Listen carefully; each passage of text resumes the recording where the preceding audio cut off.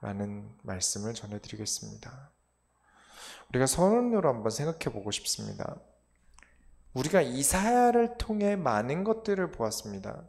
19장까지 왔어요.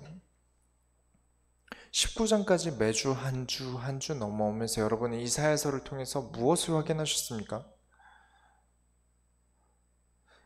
가장 우리에게 많이 하나님의 말씀을 주신 것은 돌아오라라는 표현을 정말 많이 쓰셨습니다. 하지만 돌아오라는 메시지만 듣고서야 일이 안 돼요. 예를 들어서 소원교회 12시에 뵙겠습니다라고 약속을 정했어요. 이렇게 약속을 했다 하더라도 시간을 알았고 장소를 알았지만 문제가 되는 건 길을 모르면 갈 수 없다는 겁니다. 어느 종교든 천국에 가겠다는 목적은 똑같습니다. 그쵸? 다 천국에 가길 원해요. 언제 가죠? 죽으면 갑니다. 그럼 시간도 안 해요. 근데 거기까지는 알지만 길을 몰라서 못 간다는 사실을 아셔야 됩니다. 우리에게 결국 하나님께 돌아오라는 메시지만으로는 되지 않습니다. 분명한 길을 알아야 돼요. 하나님은 그리스도를 우리에게 보내셨습니다. 내가 곧 길이요 진리요 생명이라 말씀하시고 그리스도로 말미암지 않고는 아버지께로 올 자가 없느니라 하셨습니다. 오늘 우리가 이사야를 보면서 하나님을 만날 길을 확인하는 시간이 되었으면 좋겠습니다. 우리에게 하나님이 돌아오라 하실 때 어떠한 길로 가실 생각이십니까? 여러분은 그리스도를 통하여 참된 길이 되신 그리스도를 따라가시기 바랍니다.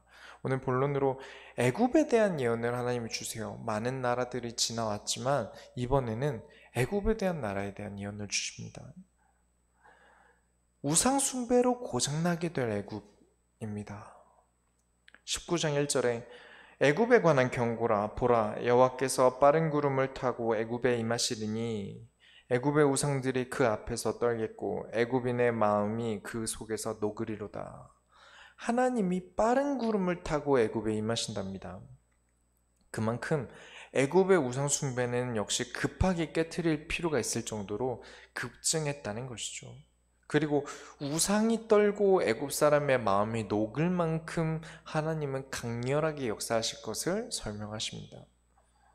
19장 2절에 내가 애굽인을 격동하여 애굽인을 치르니 그들이 각기 형제를 치며 각기 이웃을 칠 것이요 성읍이 성읍을 치며 나라가 나라를 칠 것이며. 우상 숭배라는 것은요, 우리가 우상 숭배를 얕잡아 보면 안 됩니다. 분명 영적 문제로 돌출됩니다. 그게 어떤 신상만 만든다고 우상 숭배가 아닙니다. 내가 하나님보다 앞서는 모든 건 우상 숭배의 범주 안에 들어갑니다. 정신 문제에 대한 살인 사건은 매년 일어나요. 살인을 할 만한 타당한 이유가 어느 누구에게도 없지만 정신질환을 앓고 있는 본인에게는 타당한 이유겠죠. 서로 간의 극도의 경쟁심이나 우리가 흔히 말하는 갑질도 사실은 정신문제에 포함이 됩니다. 인권 같은 건 무시하고 내 이득만 집중된다는 것은 정말 잔인한 것이거든요. 왜 이 말씀을 드리냐면 서양에서 말도 배우고 쓰고 생각하는 모든 게 똑같은 인간인 흑인을 왜 노예로 썼습니까? 거기는 피부색이라는 괴리감이라도 있다 치겠지만 당장 우리나라가 일제속국이나 중국의 속국일 때는 어땠습니까? 어떤 취급을 당했죠? 같은 인간 아닙니까? 그런데 왜 인간 이하의 취급이 가능한 거죠? 대화가 가능한데도요. 우리 인간이라는 것은요, 하나님 아래서 모두가 아무것도 아니고 별거 아닌 존재라는 걸 깨닫지 않으면 인간에게 신이 되려고 합니다. 더 대단한 존재가 돼요. 그게 내가 망가지는지도 모르고 점점 그렇게 됩니다. 유명세를 얻기 위해서 가끔 미친 짓도 합니다. 왜 그런가요?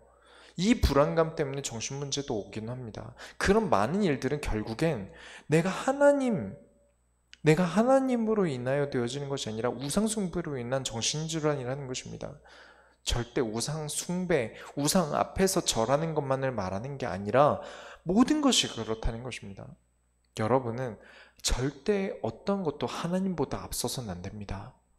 모든 인간은 하나님보다 어떤 것도 앞서서는 안 됩니다. 날마다 하나님 앞에 서시기 바랍니다. 하나님의 말씀을 따라가는 신앙이 가장 바른 신앙이고 고장나지 않는 신앙인 것입니다. 19장 3절에 애굽인의 정신이 그 속에서 쇠약할 것이요 그의 계획을 내가 깨트리니 그들이 우상과 마술사와 신접한 자와 요술객에게 물으리로다. 우상과 마술사, 신접한 자, 요술객 전부 귀신과 관련 있는 직업입니다. 지금 시대의 마술사랑은 다른 개념입니다. 지금은 이제 쇼의 개념에 가깝지만 당시 마술사는 어떤 것이죠? 귀신을 부리는 사람을 얘기하는 겁니다. 원래 인간이 무엇입니까? 하나님과 함께해야 되는 존재입니다. 그렇지 않으면 어떻게 되죠? 우리 성교 성도는 다 아실 겁니다. 우리 인간은 하나님과 함께하지 않으면 고장나 버립니다. 그 고장을 더 가속화시키는 게 결국 귀신에게 내 인생을 의탁하는 것입니다. 더 아주 잘 고장내겠죠. 왜냐? 그걸 간절히 바라는 존재일 테니까요. 하나님을 경배하고 하나님을 섬기고 하나님과 함께하길 원해야 되는 이유 중 하나가 내가 고장나지 않아야 되기 때문입니다. 그냥 살아도 고장납니다. 심지어 내 인생을 점술에 의지하고 무당에게 의지하면요 더 고장납니다. 안 그래도 고장이 나는데 더 과속화돼요. 더 잘못 쓰이게 되는 거죠. 그래서 여러분은 어떤 것이든지 하나님 앞에서 내 인생을 소비하지 않으셨으면 좋겠습니다. 젊음을 소비하지 않았으면 좋겠어요. 먼 이후에 백발이 되고 한 걸음 한 걸음 발을 떼기 힘든 때가 오고 그때 허리가 숙여지고 고개가 들어지지 않는 그때가 온다 하더라도 그때 내 몸이 고장났다 하더라도 내 마음은 고장나 있지 말아야 합니다. 내 몸이 노화되고 하나님이 불러가실 때가 되어져 가는 것을 느낄지언정 내 마음은 하나님을 섬김으로 항상 건강해야 됩니다. 왜 영혼이 병이 됩니까? 나이도 들지 않는 마음이 병드는 이유가 무엇입니까? 하나님과 함께하지 않아서 그렇습니다. 여러분은 하나님과 함께함으로 우리의 영혼과 마음이 고장나지 않길 바랍니다. 그것이 우리에게 참된 지혜입니다. 4절부터 10절까지는요 전부 그 애굽이 당할 일들에 대한 예언입니다. 비참한 일들, 도무지 인간이 이해할 수 없는 일들을 겪는 것이죠. 이번 주 주일에 하나님이 원하시는 걸 하는 게 우리의 법도라고 말씀을 드렸습니다. 사람이 원하는 걸 하는 게 아니라 아무리 머리가 좋아도 하나님이 원하는 걸 캐치하지 못한다면 어리석은 자입니다. 진짜 지혜로운 자는 날마다 하나님이 원하시는 것을 쫓아가는 것입니다. 19장 11절에 소안의 방백은 어리석었고 바로의 가장 지혜로운 모사의 책략은 우둔하여졌으니 너희가 어떻게 바로에게 이르기를 나는 지혜로운 자들의 자손이라 나는 옛 왕들의 후예라 할 수 있으랴. 우리가 수준을 끌어야 되는 목표는요 바로 아셔야 됩니다. 왜 그토록 강단에서 말씀에서 수준을 끌어올리라는 말씀을 드리냐면 내가 수준이 높아져서 성공하겠다는 목표 때문이 아닙니다. 수준을 올려서 하나님이 무엇을 원하시는지 더 알아가고자 하는 목표를 가지고 있습니다. 목표가 다르기 때문에 방향과 거리가 달라집니다. 수준이 높다 한 애굽의 지도자들은 우상 숭배로 인해 어리석고 우둔해집니다. 하나님을 섬기는 지혜를 끌어올리자는 것입니다. 우리가 어떻게 해야 하나님을 더 할까? 하나님의 말씀에 더 가까이 할까? 어떻게 해야 하나님의 마음을 더 알아들일까? 나는 공감 능력이 부족하다. 그럼 공감 능력을 올리고 내가 하나님의 말씀을 읽는데 이 말씀을 읽을 지혜가 없다.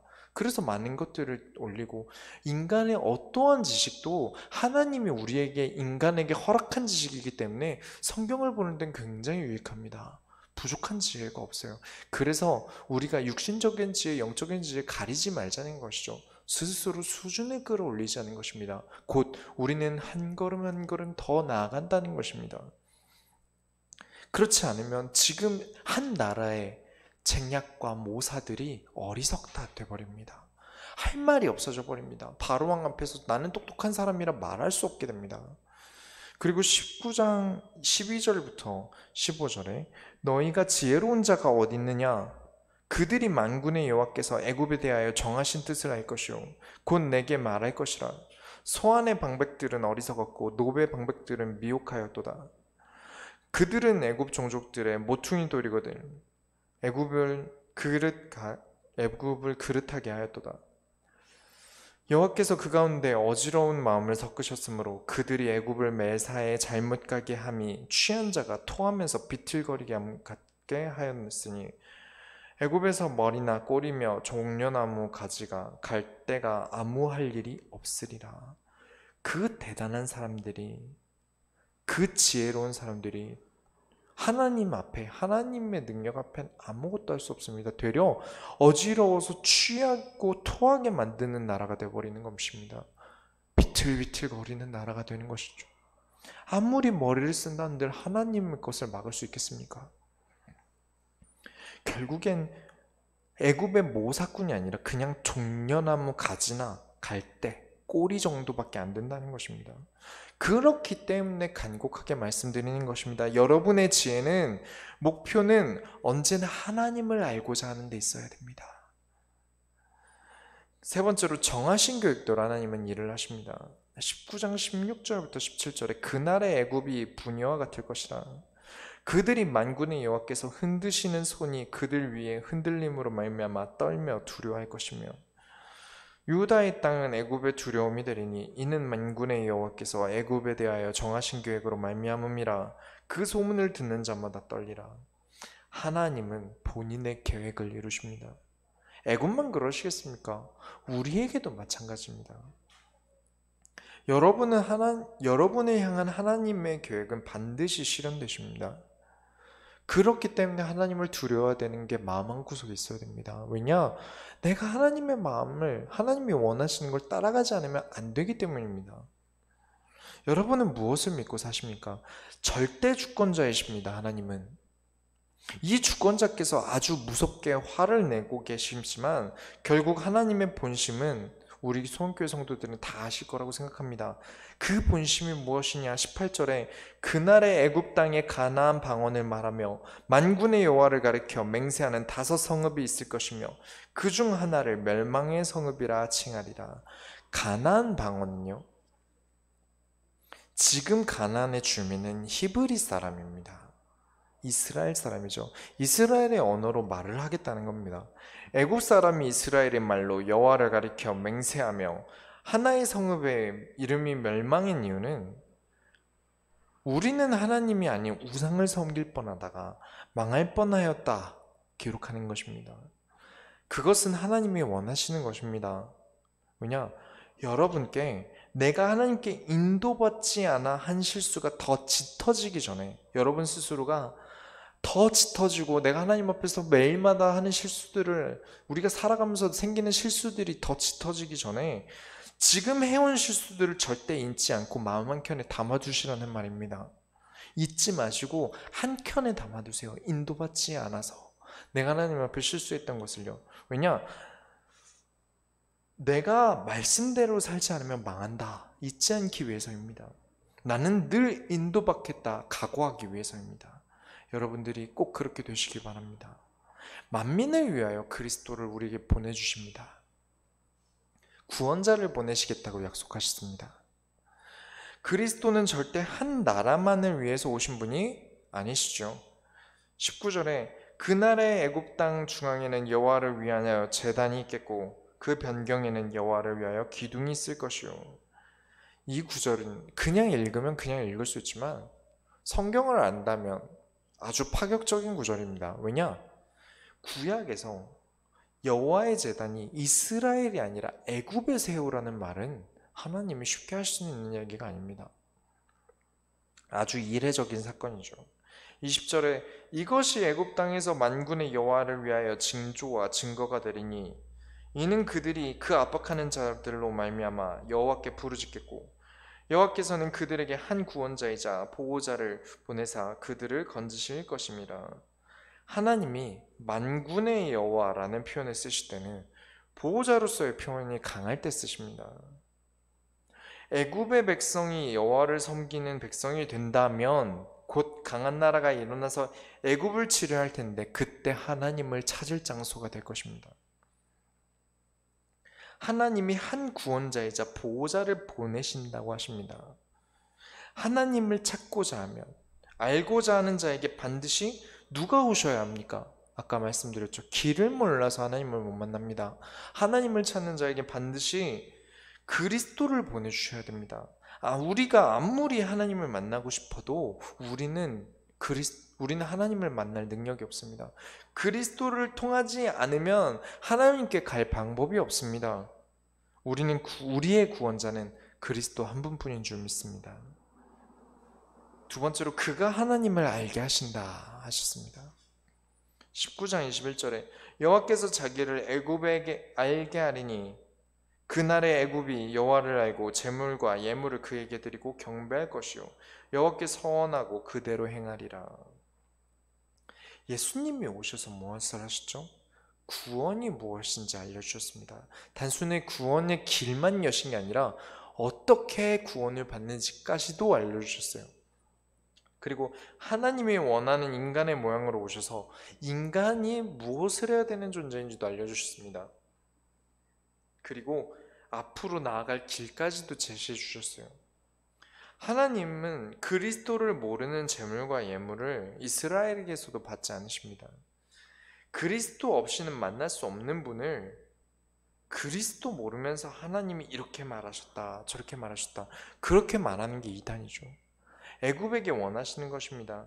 정말 하나님을 알게 하시는 그리스도를 통하여 하나님께 예배드리고 예물 드리는 가치를 얻게 만들겠다는 것입니다. 19장 22절에 여호와께서 애굽을 치실지라도 치시고는 고치실 것이요 그들이 여호와께 돌아올 것이라.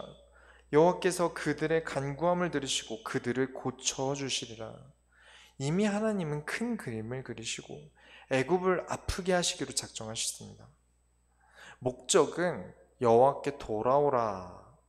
그것이 목적이죠. 그것이 하나님의 목적입니다. 어느 누구라도 하나님을 그리스도를 통하여 찾는다면 하나님의 간구함을 들으시고 고쳐주신다 약속하셨습니다. 우리가 아플 때 하나님이 너무하다 싶을 때 있지 않습니까? 고통 중에 있을 때가 있어요. 우리가 하나님 너무하다 싶을 때가 있습니다. 어떻게 하나님이 이렇게 고통을 주시느냐? 하나님이 너무 깐깐하시다 하실 수 있어요.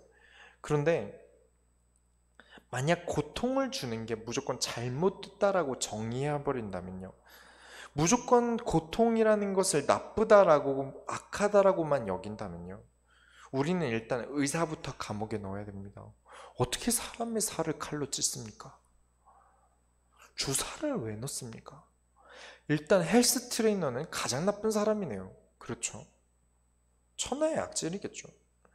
고통을 감수하지 않을 수밖에 없을 만큼 고장난 것이 있다는 것입니다. 고통을 겪지 않고서 고칠 수 없을 만큼 병든 것이 있다는 것입니다. 이 사실을 그리스도 빼고 자기 지식대로 이해하려고 하면 하나님 나쁘네, 하나님 어떻게 그럴 수 있나, 하나님 어떻게 우리에게 고생을 시키고 어떻게 그렇게 나쁘게 하시고, 하나님이면 그렇게 능력자시면 우리 좀 편하게 살게 좀 해주고 좋은 일도 좀 주시지. 하나님이 능력이 없어서 못하는 게 아닙니다. 우리가 고쳐줘야 되는 게 그만큼 고장난 것들이 많아서 그렇습니다. 우리가 하나님의 마음을 발견하고 그가 고치실 것을 믿고 하나님 앞에 경배와 예배를 드리시기 바랍니다.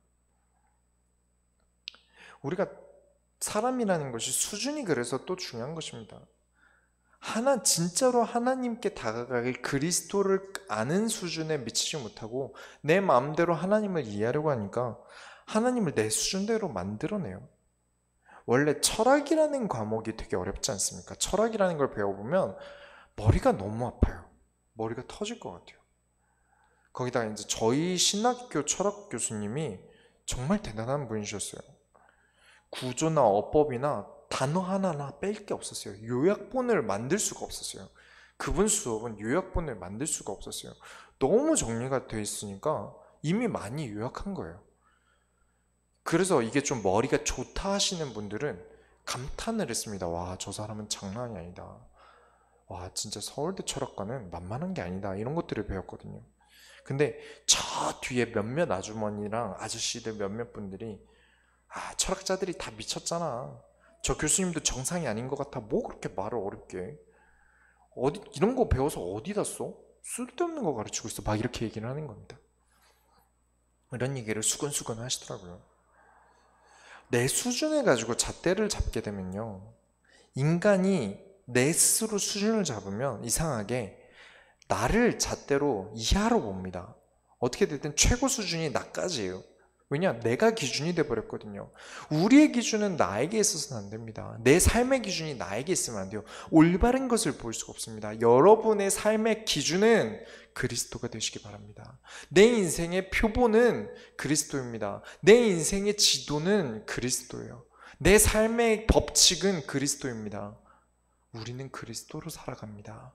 내가 기준이 되면 내 기준까지밖에 못 봅니다. 내 기준까지밖에 못 가요. 내가 수준을 끌어올리는 것을 나에게 목표를 잡으면 내 수준까지밖에 못 올립니다. 노력해봤자 어느 정도요. 그러나 우리가 하나님 앞에 서자는 것입니다. 이렇게 수준을 올리는데, 그렇게 해서 하나님이 우리에게 수준을 올려가시면서, 하나님, 우리가 그리스도가 기준이 된 것으로 천지 만물의 주관자가 하나님이기 때문에 내가 기준이 되지 않고 세상을 살아가고 그리스도가 여러분의 기준이 되시기 바랍니다. 세 번째로, 그가 하나님을 통하여 세상에 복이 되게 하신다 하셨습니다. 19장 23절부터 24절에 그날의 애굽에서 아수르로 통하는 대로가 있어 아수르 사람은 애굽으로 가겠고 애굽 사람은 아수르로 갈 것이며 애굽 사람이 아수르 사람과 함께 경배하리라. 그날에 이스라엘이 애굽 및 아수르와 더불어 셋이 세계 중에 복이 되리니. 우리가 이 세상에 복이 되게 하신다 하십니다. 복이라는 단어가 나오면 여러분 반드시 무엇을 떠올리셔야 된다고 말씀드렸습니까? 그리스도라고 말씀드렸습니다. 복은 항상 그리스도를 의미할 때 씁니다. 그럼 내가 복이 된다는 것, 복이 내가 된다는 것은 내가 그리스도가 된다는 것인가? 라고 깨달으시면 이단이 됩니다. 그 뜻으로 설명하고 있는 게 아니에요. 절대 아니죠. 우리 신앙생활은 항상 누구를 닮는 데 있습니까? 그리스도를 닮는 데 있습니다. 우리가 얘를 살다 보면 내가 걔보다 잘해, 이런 거 있지 않습니까? 운동을 해도 걔보다 잘해.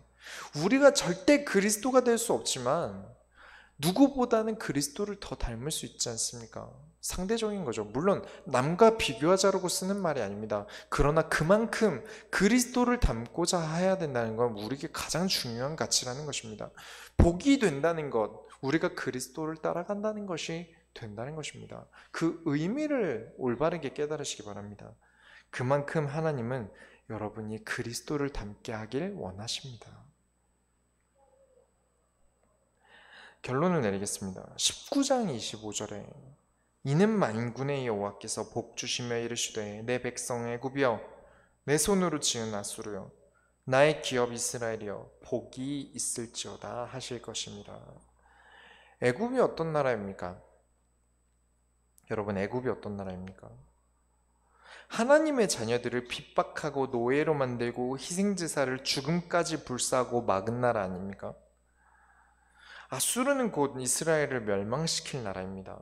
그런데 어떻게 이런 나쁜 나라, 이스라엘에게 나쁜 나라까지 내 백성, 내 손으로 지은 이라는 표현을 쓰십니까?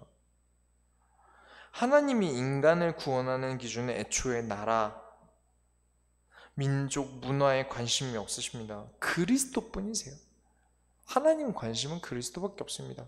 관심이 그리스도께밖에 없으니까 하나님 자녀를 지켜볼 수밖에 없지 않습니까? 그리스도로 살아가는 하나님의 자녀들을 더 눈여겨볼 수밖에 없지 않습니까? 물론 모든 걸 아십니다. 그러나 응답을 더 주실 수밖에 없는 것 아닙니까? 여러분, 그리스도에게 하나님은 정말 그리스도를 설명하는데 많은 노력과 애를 쓰셨습니다. 결국 복이 있을지어다, 하나님이 원하시는 것이죠. 모든 민족이 구원을 얻는 방법, 복이 있을지어다. 곧 그리스도가 너에게 있을지어다. 하나님이 작정하신 모든 인간에게 하나님은 구원으로 그리스도를 주셨습니다. 우리가 이사야를 가지고 말씀을 나눌 때 몇 번이고 한 말이지만 하나님은 정말 그리스도를 설명하기 위해 애를 쓰시고 고군분투하셨습니다. 어떠한 것으로도 우리가 이길 수 없는 게 마음이지 않습니까? 쉽게 이길 수가 없어요. 주먹으로 마음을 칠 수도 없고요. 돈으로 마음을 바꿀 수는 있어도 돈으로 아픈 마음을 낫게 할 수는 없습니다. 그렇죠. 이게 맞는 것 같아요.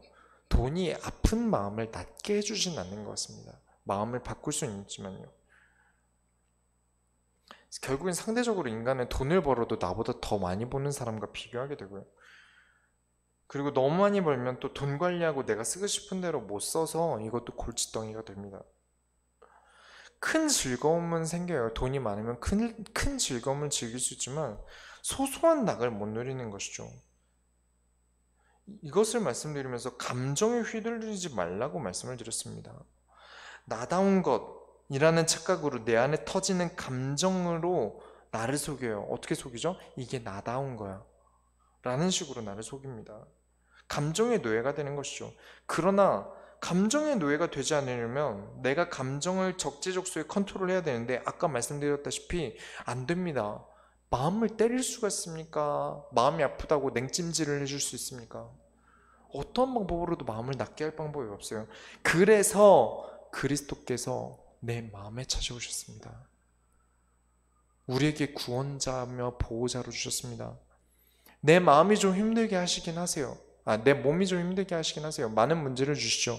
그러나 내 마음에 그리스도께서 계십니다. 그가 나를 보호하고 계십니다. 내가 그리스도를 따라 하나님을 쫓아간다면, 하나님께 나아가는 응답 속에 들어간다면, 내가 그런 존재가 된다면 하나님께서 나를 보호하십니다. 내 마음을 보호하세요. 나을 수 없는 내 마음을 지키시고 낫게 하세요. 그래서 여러분, 지옥과 권세도 이기신 그리스도께서는 여러분의 마음도 낫게 하실 수 있고 마음의 아픔도 이기실 수 있습니다. 여러분, 반드시 여러분에게 그리스도께서 마음에 그리스도 있길 원합니다. 복이 있길 원합니다. 하나님이 다 주셨습니다. 우리가 하나님의 소원을 이뤄드립시다. 기도하겠습니다. 하나님 감사합니다. 내 마음에 찾아오셔서 지금도 나와 함께 하셔서 나로 그리스도로 가득하게 하여 주옵소서. 내 마음을 지키시고 내가 컨트롤할 수 없는 나의 연약함을 하나님이 지켜주옵소서. 어느 사람도 바꿀 수 없는 내 마음의 질병을 하나님께서 살리시고 부활하신 그리스도께서 능력으로 함께 하셔서 하나님 앞에 더 나아감으로 우리가 이 세상의 빛의 역할을 감당하는데 부족함이 없게 하여 주옵소서. 살아계신 예수 그리스도의 이름으로 기도드렸습니다. 아멘.